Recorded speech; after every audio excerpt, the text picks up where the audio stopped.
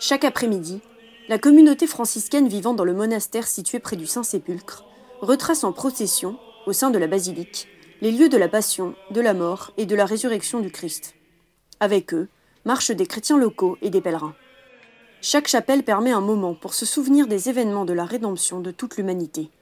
Cette procession est très appréciée des pèlerins, et ces jours-ci tout particulièrement, elle revêt une signification très intense.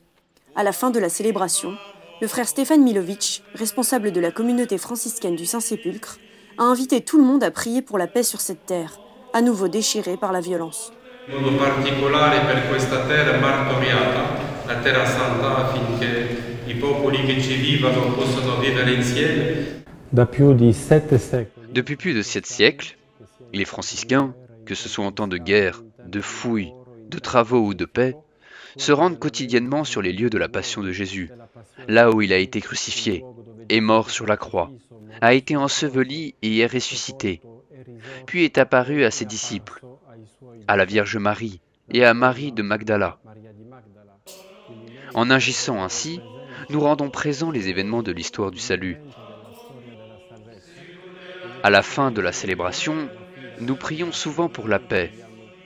Mais aujourd'hui, nous avons voulu que nos prières pour la paix soient particulièrement orientées, d'une manière spéciale, vers cette terre qui, en ce moment, est à nouveau le témoin de violence. Il est du devoir des frères qui se trouvent dans cette basilique depuis plus de 7 siècles de prier pour le monde entier. D'ici, le Christ est ressuscité.